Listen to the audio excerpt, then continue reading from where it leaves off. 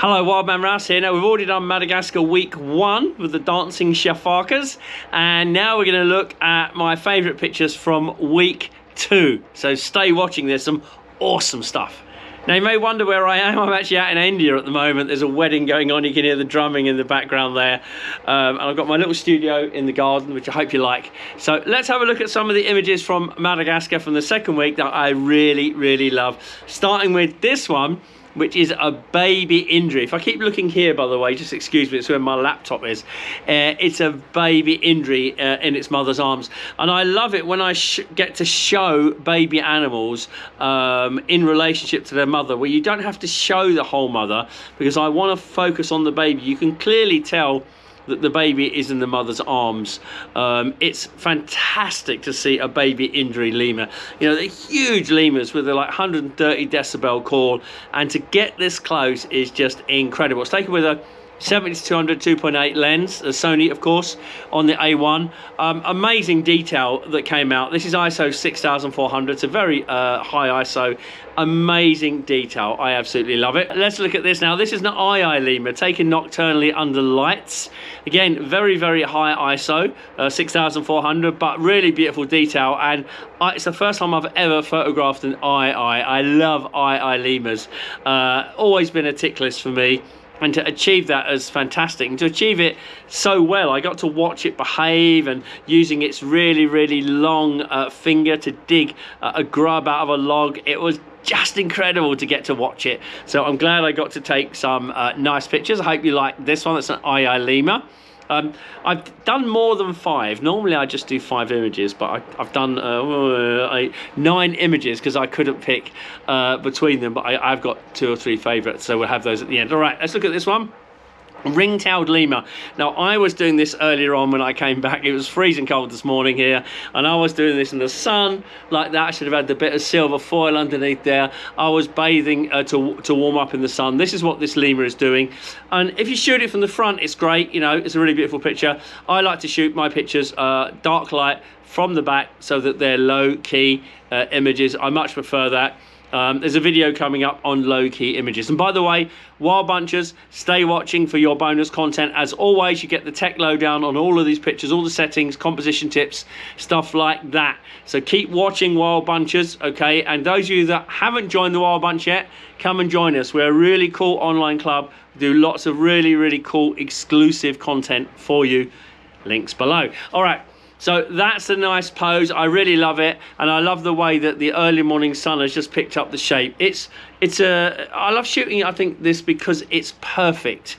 You don't see any imperfections on the wildlife. It's just a natural shape and form, and I really like it. It's very simple and simple to understand. Alrighty, I'm just going to use my laptop here. Let's have a look at the next one.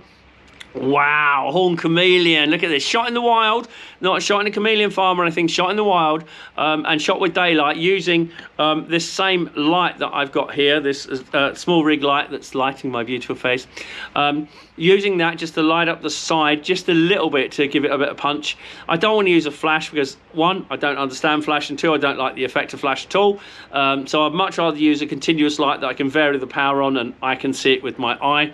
So I love this picture. It was just walking up a tree. I managed to get it nice kind of high shutter speed. You think you don't need a high shutter speed, but you kind of do, because it's doing this all the time, going backwards and forwards. It's very easy to blur it. It would be quite nice to blur the foot, but you'd have to blur it an awful lot to make it visible.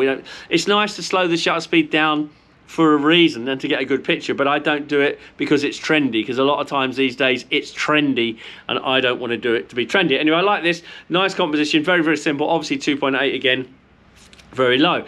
All right, we're getting into my kind of favorite things that I like to do, right? So I love to do these low-key images again. This was a youngster begging its mother for some food.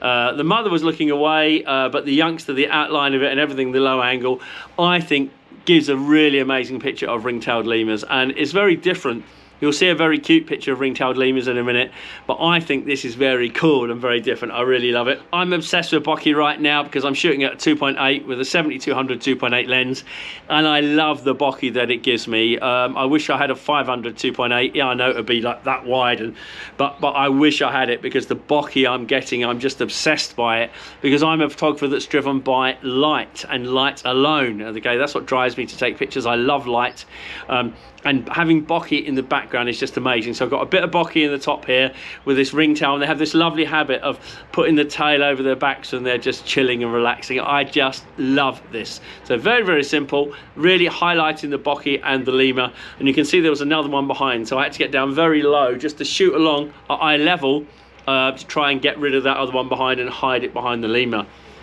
All right, we're coming into my top 3 now. So this is number 3.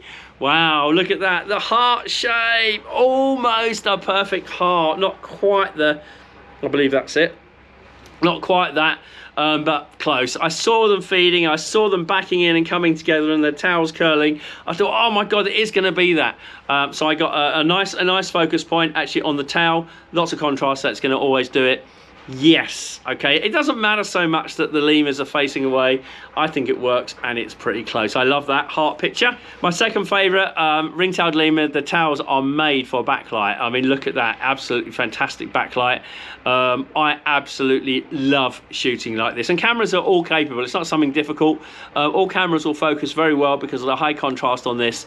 You just got to see it, and you've just got to want to shoot it, okay? And backlight is a conscious decision, okay? It's not something that's given to you. You have to consciously shoot into the light. I don't know, a lot of photographers are very nervous about it. You don't like shooting into the light. Well, shooting into the light is a really, really cool technique, and it's a very, very creative technique that I recommend everyone to do, and certainly my wild bunchers, I push you very hard to do it. I did a club cast recently actually on shooting dark light, this kind of idea of doing low-key images, and I had so many of our wild bunchers actually send pictures in that they did the next few days. It's really humbling to me and wonderful to be inspiring to people to do that. So anyway, what's my favourite picture? Well, it's different from all of these. It's cute, and there's nothing wrong with shooting cute. These days there's a massive blowback against shooting cute pictures because it's not conservation and all this stuff. Well, it is, because it makes people look at animals, it makes people love animals, and if you love animals you want to save them and you want to conserve them, okay? And I love animals, and I just want to take pictures that people enjoy, okay? So that better people, the drums are going a lot now, so that better people than me, okay, can use these pictures to do conservation for these species. Beautiful, beautiful, beautiful baby ring-tailed lemur, and the tail it's chewing is its own, but it doesn't know it. It thinks it's chewing its mother's, and it's actually chewing its own tail. I really, really love it. You know, you've got to really photograph these lemurs with a smile on your face, because they do bring a smile to your face, and I'm a great believer in that photography is a reflection of your mood, and if you're in a good mood then your pictures will look bright and happy too. Anyway, there's a quick photo review of my favourite pictures of my second week in Madagascar, which is a month ago now. I hope that you enjoy them. Wild bunchers, stay tuned, okay, for your bonus content, and don't forget everyone, please subscribe to the channel. You will love it. Wild bunch links are below if you want to come and join us for a free trial. I guarantee you won't be disappointed, and you'll learn a lot and be inspired. All right, that's all from me. The drums are getting to a crescendo now. I can't compete against that. See you later. Bye.